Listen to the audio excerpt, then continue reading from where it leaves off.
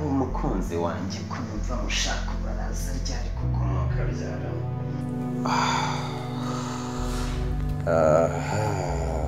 iyaba gukunda umukobwa biyoborwa n'ubwonko nakakuretse ubu rwose. Iyo ureba amava byimbye uburakari ni bwose ngo ntegereje umunsi usesuye wabyo wanguka se nyine.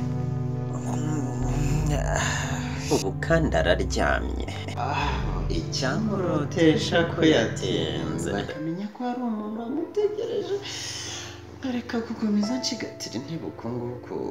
Mfite ukwiye bino biganza nkareka kwipfumbata, mfite uwo gupfumbata ariko ibintu nk'ibi ngibi mfite ubikwiye. Suri hehe wa mukunzi w'icyakurotesha ko ngushaka ukaza ibiri mu mutima bikanyura mu matwi yawe nawe bikagera mu wawe, dore ko tutamenya ibibazo umuntu agiriye afite umukunzi akamubura ibihe nk'ibi ngibi.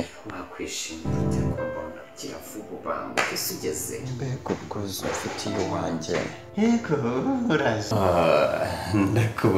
Ndakubonye banguka. Yego nari nagutegereje mukunzi, ariko ugukunda ninde? Oya wimuvuga utumiye amaso, muvuga usinziriye umbwira naho naba ndota nakurota nkuko byangendekeye. Ujya wibuka umunsi hambere ahangaha igihe nako approachingaga bubu dore ko ariko muvuga. Niko ye ujya ubyibuka?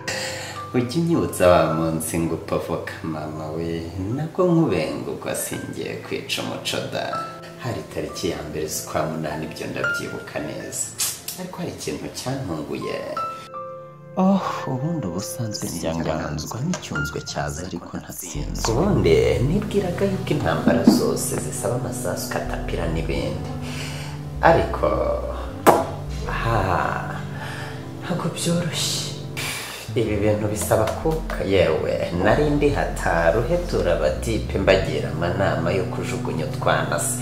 Sinari nzi ibi bintu yewe usiko ntabwo nibwiraga yuko umutipe ashobora gufata urwego rwo kujya kwa makuza cyangwa kwa muganga. Erega wagatanga imitungo akitenga mu biwe, Imana inshuti n'imiryango bakamuhomba. Harunduye benshi kubera umukobwa uyu munsi yampaye. Bya bintu birashoboka, ariko bebe sinzi ko nzarukira niroshyemo. Gusa icyo nshima ni uko urwo niroshyemo nawe waruguyemo.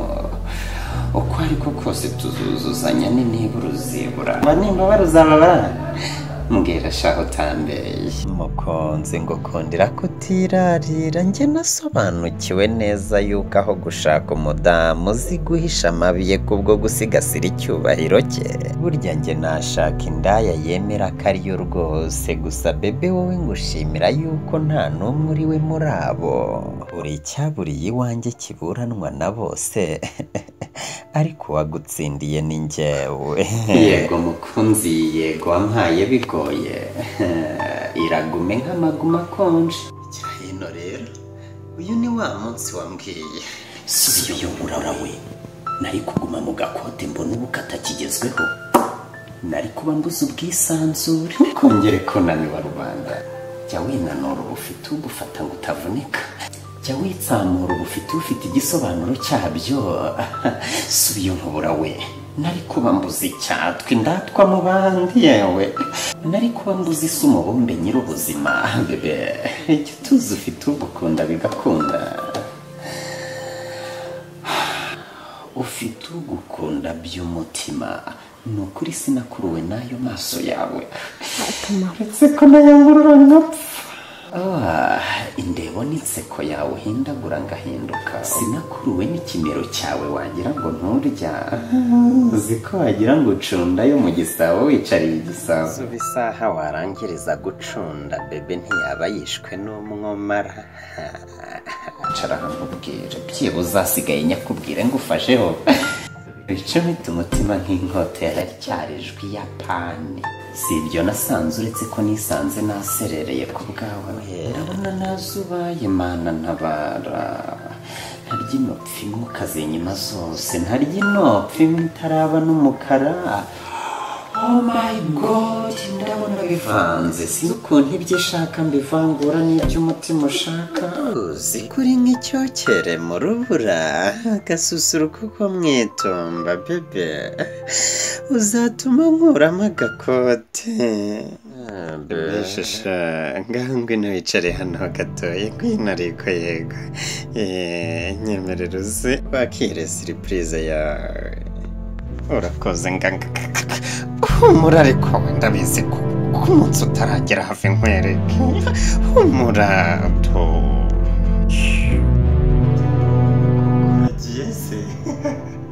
Ese ujya uryama ugatuza n'amajwi y'ibisambo? Ngira ubwoba bwo kukubona uri wenyine udafite umuntu nkanjye iruhande rwawe. Niko ese ujya witegura yo? Hani isesengura ry'isugi n'iryanjye, buriya njye ngira ubwoba. Urabuzi guca imanza z'imanza. Ngaho genda, ese kujyanye ubwuzu n'ibwuzu rurasororera ndi by'iyo sari idasobanurwa ra. Bye.